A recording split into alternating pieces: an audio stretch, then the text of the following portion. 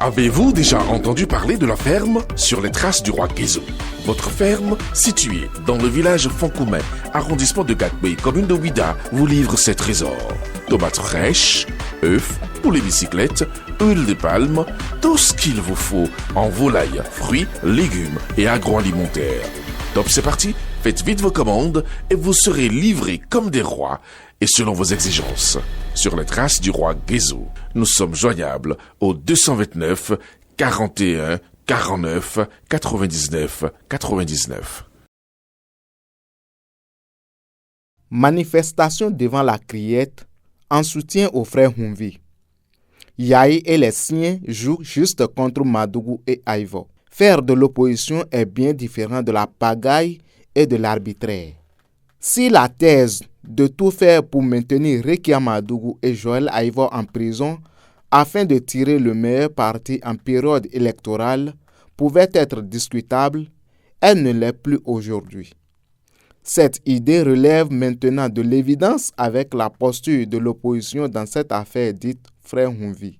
C'est le demandeur du Fa qui terrasse le prêtre. Le demandeur ne s'illustre pas dans la bêtise.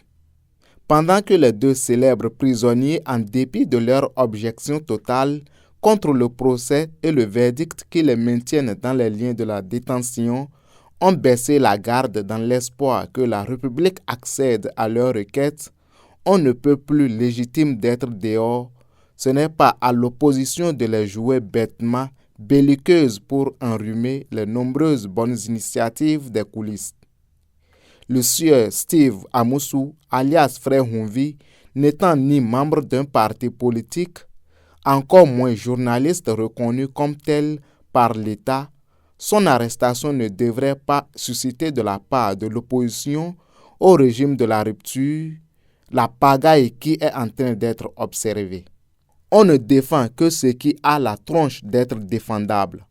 La question de la liberté de presse ou d'opinion n'a pas sa place dans le cas des chroniques du sieur Steve Amoussou.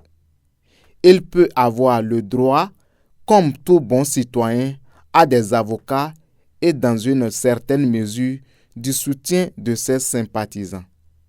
Mais de là à voir la famille politique de l'ancien président Boni Yahi tirer le drap de l'activisme à son profit, n'a rien d'élégant ou d'éthique en politique.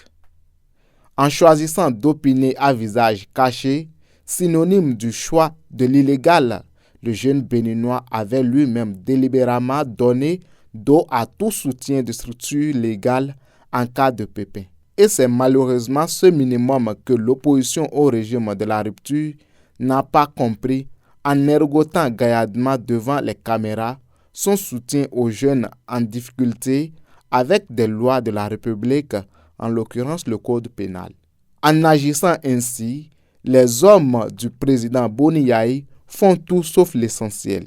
Il s'illustre juste en homme intrigant, mettant en péril les espoirs des familles de ceux qui rêvent à juste titre de recouvrer dans les jours à venir leur liberté et pourquoi pas aussi tous leurs droits civiques à travers le vote d'une loi d'amnistie. Mais tout cela a un nom, Boni Yahi. Il s'est pardonné sur les lèvres, mais jamais du fond du cœur.